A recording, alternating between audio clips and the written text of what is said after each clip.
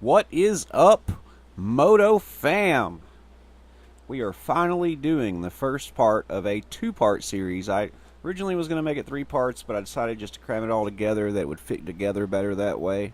So today we're finally starting the first part of our two-part series in how to motovlog. And in this first episode, we're going to cover cameras, helmet mounts, and microphones. Now, this is really kind of a video that I, to be honest, haven't really been looking forward to doing because it's a lot of effort. It's not really that much fun, but it is my absolute most requested video.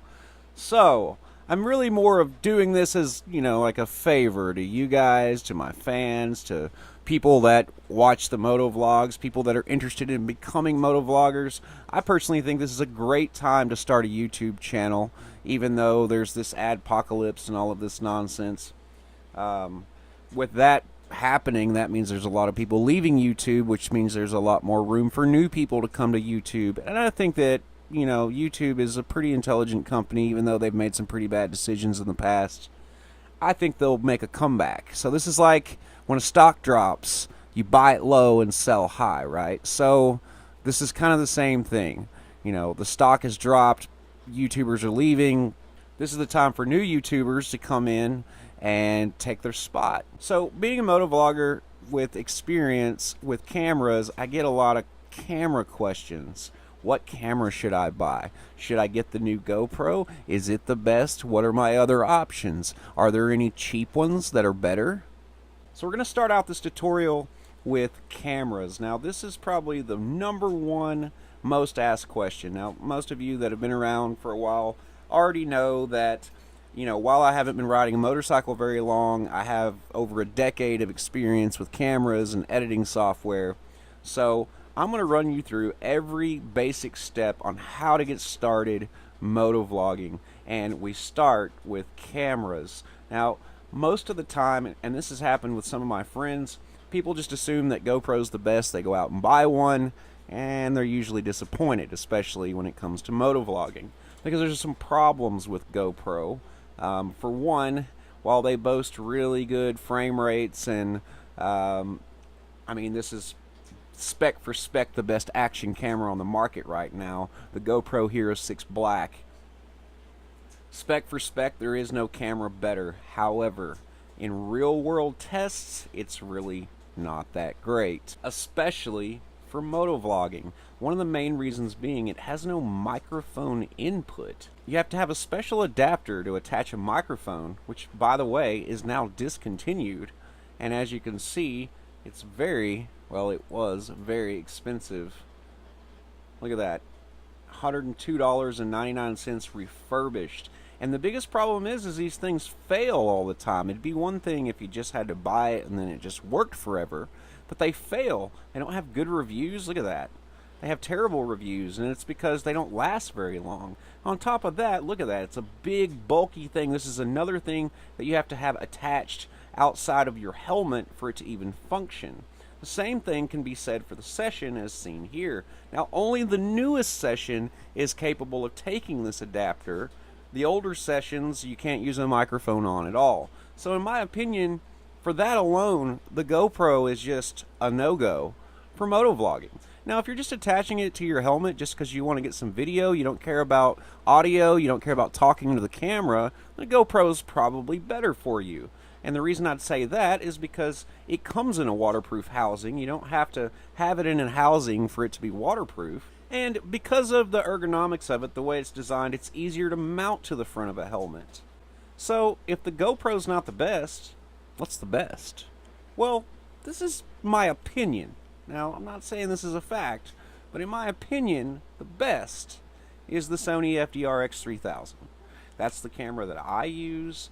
It's a camera that a lot of other motovloggers are starting to switch to. One of the main reasons being it has the microphone jack built into the camera, no special adapters needed. It also has, as you can see here, mechanical image stabilization. Now the GoPro 5 and 6 have image stabilization, but it's digital, it's not mechanical. Whereas the Sony has mechanical and digital. Now, one thing you might consider a downside, it doesn't have a big flashy touchscreen LCD, but in most cases when it comes to motovlogging, you're not going to need one anyway. You're not going to be able to see it, so it doesn't really matter. That said, it has a wireless remote that you can purchase separately, which you can see here. It kind of looks like a wristwatch. It's completely wireless. It's color. You can preview what you're looking at, and in my opinion, this is far, far more convenient than the screen on the back of the GoPro, because you can't see the screen on the back of the GoPro when you've got your helmet on. But with this little guy, you could have it on your wrist, you can have it mounted on your bars. I'll show you a video here of when I had mine mounted to my bars. Now, I had some issues, and that comes along with this camera. Occasionally, the Bluetooth and the Wi-Fi from connecting these will cause some noise in the background of the microphone whenever you're using the microphone input. Now, if you're using just the microphone on the front, it seems to do fine. But if you're using the microphone input, sometimes for some reason there is a little bit of noise that's created. So I don't use my live remote unless it's just to dial my helmet in. You know, in other words, like I get my angle right and I use that as kind of a guide, and then I turn it on airplane mode, and that, you know, kills all the static and stuff in the background. Realistically, though, there have been comparison videos done, and I will put a link in the description and show you a little bit about that here in a few minutes. But realistically, it shoots better video. It shoots better video than the Hero 5, it shoots better video than the Hero 4, and it arguably shoots better video than the Hero 6. Even though the Hero 6 is supposedly capable of twice the frame rate, it's just better. And it has better stabilization. It's just hard to beat. Another thing to take into consideration here is price. It's cheaper than the Hero 6 by about $100. Now, granted, if you get it with the remote, it's going to cost you that extra $100, but that's just assuming that you really want the remote. You don't absolutely need it. Now, another question I get asked pretty often is, are there any alternative cameras? We know about the GoPro and we know about the Sony. You know, are there any Chinese cameras or any other options that we could look to? And I would say that the Yi 4K Plus is probably the best Chinese camera on the market. And as you can see, it's quite a bit cheaper than both the Hero 6 and the Sony. And I'd even say that its video quality is almost, I would say it's just as good. I'll put it that way. It's just as good as the Sony. It's another one of those arguable things. You can watch the test videos and compare them all day, but at the end of the day, the end user, the person watching your video, is not going to know the difference. The thing I don't like about the Yi, it doesn't have microphone input. Most of its focus is on its touchscreen and cellular capabilities. I don't have any use for that. The good side is that its adapter, its microphone adapter, is not expensive at all. It's $8. It's a simple USB Type-C cable to 3.5mm female adapter. There's not really much that could go wrong there, and even if it did, again, it's $8. So, you know, not a big deal. So, I mean, if you're looking for the cheapest, best quality Chinese camera, this is what you're looking at, about $308. Now, I can sit here and tell you all day that the Sony looks better than the Hero, and that the Yi looks better than the Hero, and that the Sony still looks better than the Yi, but then at the same time, maybe, you know what? I'll tell you what, I'm going to send you to my favorite tech reviewer. His name is iPhone.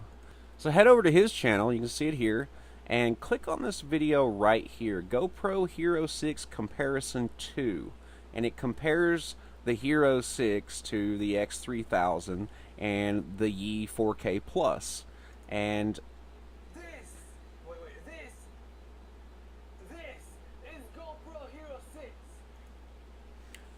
And you will get to see a really good demonstration of what these cameras look like all side by side. He's got the X3000 here, and I believe this is the 6, and then the Yi, and then the 5, GoPro Hero 5. So you get to see them all side by side in comparison to see what they really look like, and then you can decide for yourself which ones you think looks better. I mean, in my opinion, overall for motovlogging, the Sony and the Yi are going to be your best options, but that's just my opinion.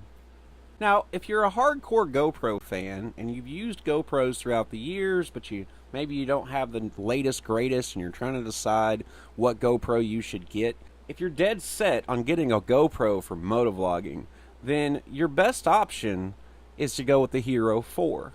And the reason is, well, for one, it's the same price as the Yi, and for two, it uses an adapter really similar to the Yi. It's a really simple micro USB adapter to 3.5mm microphone. Another advantage to the Hero 4 is that you can get them on eBay used for pretty good prices. I typed in Hero 4 price plus shipping lowest first and clicked on buy it now so I could get the cheapest buy it now on a working camera, and this is what I came up with, $175. That's really not bad for one of the best cameras on the market still.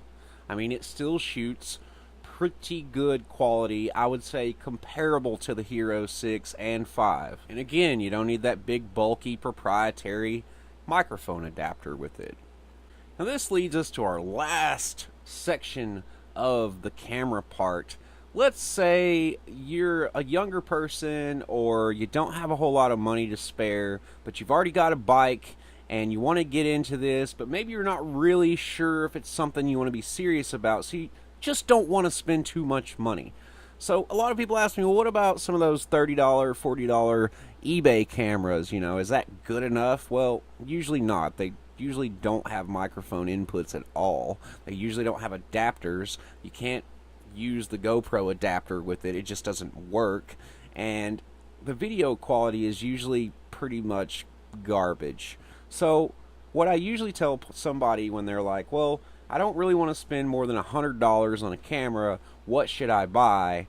I send them to this camera every single time. I've actually bought 5 of these for different people because they were like, hey, I don't know what to buy, here's $100, do the best you can. And they love them. They're such good cameras. I've actually got a video early on where I bought one of these and did a little review video saying that it was good enough to motovlog with in 2017. And it's true, it's a really great camera. This one's marked at $80, but the last like 3 I've bought were between $60 and $65 shipped to me. One of the best things about them is you can get like 3 hours out of a battery, and you can get like 3 hours out of a cheap memory card, and you don't even have to have a really fast memory card to run it. The only downside is you got to have a special adapter to mount it to a tripod. I'm actually working on one of those that'll be available on Mini Moto Works pretty soon, so check back for that if that's the route that you decide to take. That said, there are multiple other ways you can mount this camera to your helmet, so it's not really a big deal. The biggest issue is the way they designed the microphone input on it. You can't have it in its case and use an external microphone at the same time. Obviously, that's something that they fixed with other cameras, you know, like the X3000. It has its own tripod mount. You don't have to have a case on it to mount it, but you can also have the microphone in at the same time. So that is an issue that they resolved in later cameras, but it's an easy workaround. I mean, the part that I'm going to sell to make up for it, I'm probably only going to charge like $10 for it, so it's not really a big deal. All in all, you'll have less than $100 in your whole camera rig if you go this route, and it's still capable of 1080-60, which is perfectly fine, even in 2017. I mean, yeah, a 4K camera is great, but I rarely ever shoot in 4K. In fact, the only time I shoot in 4K is when I'm doing a review video sitting still. Frame rate is more important than anything else when it comes to motovlogging or any type of action sport that requires fast movement, such as driving on the pavement and watching the trees go by. You could run with 2 cameras at the exact same time, one in 4K at 30 frames a second, and the second camera in 1080 at 120 frames per second, and the one in 1080 is going to look twice as good as the one in 4K because there's more frames. You're actually capturing more of the world around you as you speed by all of it. Now, we have one other thing to cover, and I think this is something that doesn't get covered often enough when you start talking about action cameras and motovlogging or vlogging in general, and that's memory cards. Nobody really ever talks about memory cards. I'm not really sure why, because they're actually a lot more important than most people think. Depending on the camera that you get, you're going to need a memory card that can keep up. Like the X3000 shoots in up to 100 megs a second, meaning that it has to be able to write 100 megabytes a second to the card. If the card's not capable of those speeds, then you're going to lose some of your quality. Your video's not going to look as good because the card's not fast enough for the camera to write to it, so it loses some of that data. It won't corrupt the video, it'll just remove some of those frames here and there, and it'll ultimately reduce the overall quality of the video. Now, a lot of this really depends on how old of a camera you're using and what it requires. For example, like the AS20, you know, this is an older camera. It's probably 3 or 4 years old. You can get by on an inexpensive card like this one. This is a Samsung Evo Select. It's still a U3 card, but it's not one of the best U3 cards. But that U3, that's what you want to look for, is that right there, that little symbol, that U with the 3 inside of it. That's what you want to look for when it comes to speed. Now, this card says it can do 100 megs a second. I've looked at some reviews. It really can't. It's actually own one of these cards. The best I've been able to get out of is 60, but the AS20 records at 60. That's its max setting. So that's perfectly fine for that 23 bucks, and that 64 gigs will get you like 4 hours of video on that one card. But then you move up to something like the X3000 here that records at 100 megs a second, and again, like this card says it'll do 100 megs a second, but that doesn't mean it really will. You'd probably be better off to go up to something like this, which is a Samsung U3. It's the same classification from the same company. They just call it the Pro. And it's also twice the price, but it's because it can actually do 90 megs a second. It says 100, but again, I've owned this card and I know that it can't do 100. So if you really want to top it off and you got a bankroll to spend and you want to make sure your videos are the highest quality possible, then there's no way of beating the Lexar Professional 1000X, because it's 150 megs a second. And realistically, it can do about 100. Like, I've gotten around 98 on average. So it's perfect for the Sony, the Hero 5, the Hero 6, and anything that will come after that for probably a year or two. This is definitely one of those things that you want to figure into your price of buying a camera. You know, it's kind of like when you go and buy a bike, you know, yeah, the sticker price is $3,000, but you know in the back of your head that you're going to have to pay an extra $300 for the delivery and dealer fee. So it's really $3,300 for the bike. You know that. And that's the way it's going to be with these cameras. Yeah, the camera may only be $300, but you know you got to spend that extra $70 on that memory card, so it's really $370, and it's going to be like that no matter what camera you buy. Now, just like memory cards, one other factor to consider, something that people don't really talk about much, is battery packs. Batteries that go with the camera that you purchased. This is also a kind of downside to the Sony. The Sony uses a little more battery than the GoPro does, and unfortunately the size of the battery is about the same. The big downside is, well, you can buy a real GoPro battery from GoPro for 19 bucks, and they're good for, you know, hour and a half to 2 hours, whereas a Sony battery, this is, well, probably a knockoff. It may or may not be. There's a lot of them out there. I've actually gotten a couple of knockoffs that were pretty good, and then I've gotten some that were pretty much terrible. But to buy these from Sony, they're about 50 bucks a piece, so it kind of makes them worth the gamble to buy them on eBay, because you get it, you can test it out. If it lasts as long as your OEM battery, good, you can keep it, it'll probably be fine. If it doesn't, well, you can just return it, be like, hey, it's fake, sorry. But that's another one of those things to keep in mind. You definitely want extra batteries. You're only going to get an hour out of a Sony, hour and a half out of a GoPro. So, I mean, if you plan on filming more than that in one day, you're definitely going to need at least 2 batteries. So keep that in mind. Alright, now that takes us on to the next portion of this tutorial video. which is microphones. And I'm not going to go through all the different microphones because, in my opinion, I sell the best microphone already. I designed it for helmets. We call it the Hell Mic. You can pick it up at minimotoworks.com. One of the biggest downsides to microphones when it comes to action cameras and helmets is that they're not very convenient. They typically have a really long cable. You got to figure out what to do with it. You got to like wrap it around stuff, and it's just a severe pain. And then you got to figure out where to put it in the helmet. It wasn't designed to go in a helmet, so then you got to figure out, you know, where to put it, where you're not going to be breathing on it, and where you're not going to be, where it's not going to be in your mouth, or there's just a lot of hassle that goes with mounting a microphone, even a tiny one inside of a helmet. So I designed this, the Hell Mic, to compensate for those problems. You see these little fuzzies here. Underneath each one of those little fuzzies is a microphone, and it aims straight up your cheeks, so it's not right in front of your mouth. You're not breathing on it. You won't get a bunch of while you're riding, especially in the cold.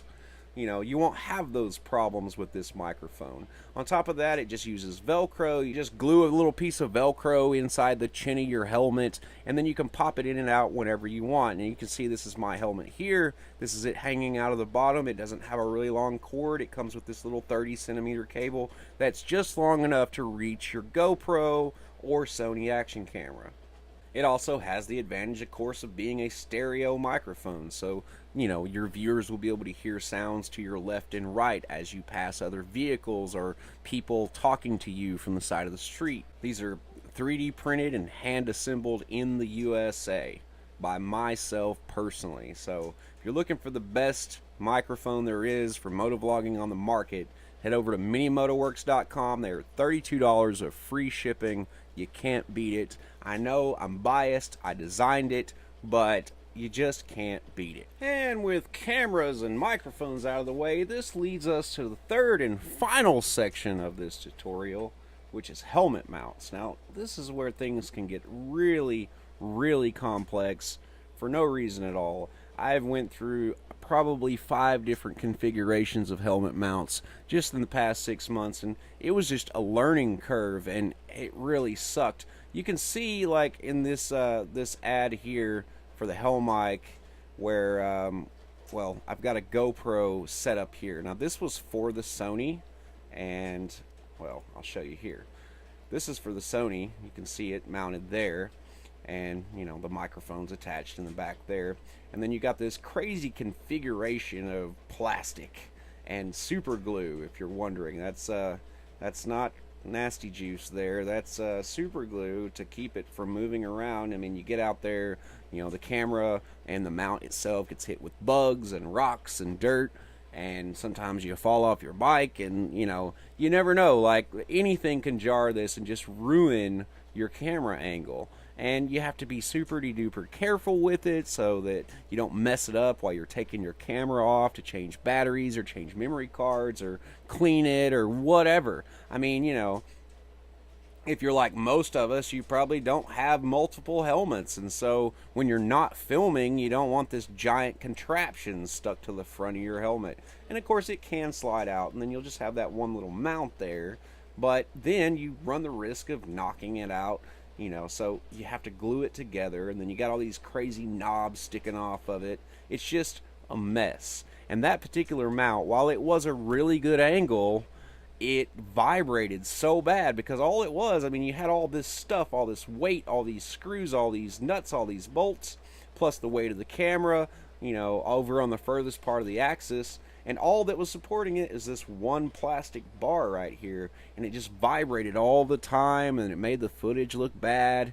So I started working on something a little different, which of course is my own design that I'm calling at the moment the Hell Mount. Now, I haven't looked that name up to see if it's taken yet, but if it is, then I'll find another name for it. But I'm calling it the Hell Mount for now. It's still just a prototype. It's not available yet. If you're watching this video and the video just came out, it's not going to be on minimotoworks.com just yet. But if you're watching this video and say it's a month old, it'll probably be for sale, and I'll probably be doing a package deal with it and the Hell Mic. But basically, this is going to be a universal dual kit mount, you'll notice that it has two round mounts on each side. Now, nobody makes mounts like that. GoPro doesn't make them. None of the Chinese manufacturers make them. So I just designed them myself, and I was originally designing it so that I could use them with other GoPro mounts, and kind of discovered that the 3D printed mounts actually work better than the GoPro mounts. They're better at absorbing vibration. The mount is a lot more stable, and on top of that, if you notice, there isn't those big lugs everywhere. It's because I have exact size screws, and I've got a box of those coming in, so I'll be able to make multiple, and they'll all be the same way. It'll just have a Phillips head screw, and you just tighten it down, and you don't even have to glue it. It's so solid. Like, every now and then I carry my helmet around with the mount just because I know it won't move and I know it won't break.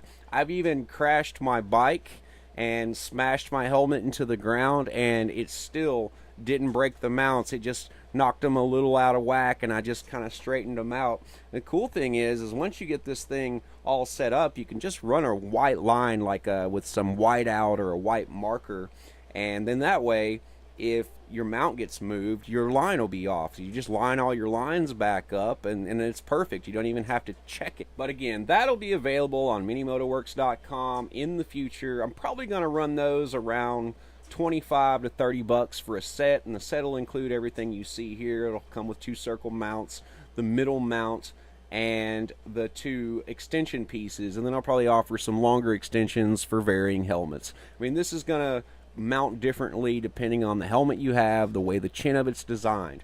But personally, I think the ultimate view is the first person view, and if you can get your camera in line with the chin of your helmet, then you will have the perfect first person view. Now, these will come with a tripod mount, as it's primarily designed for the Sony, but you don't have to use it. You can attach a GoPro to this exact same mount. You can even flip the mount over and have it to where it sits on the top side, depending on the orientation of the way it mounts to your helmet. Now, once you get all this lined up and you get your helmet right, and you get the camera that you want, the batteries that you need, the memory cards that suit the camera that you purchased, once you get all these things done and put together, and you got the perfect first-person view, at that point, it's just as simple as getting on your bike, hitting the record button, and talking to the camera. Now, me personally, I don't write a script. I don't plan my videos out. I literally sit down and think of 3 topics that I want to talk about primarily.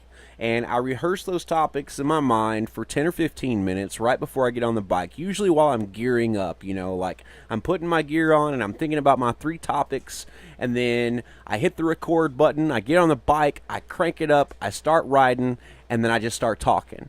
Now, that may not be the best for everyone. Some people may be better off to plan it out, to write a script and rehearse it, and then get on their bike and do their thing. It's different for everybody. I just kind of have a knack for coming up with what to say. Like, for example, this video, I didn't write a script for anything. I opened up all the tabs on my computer so I would know what pages to go to when, and I just started talking.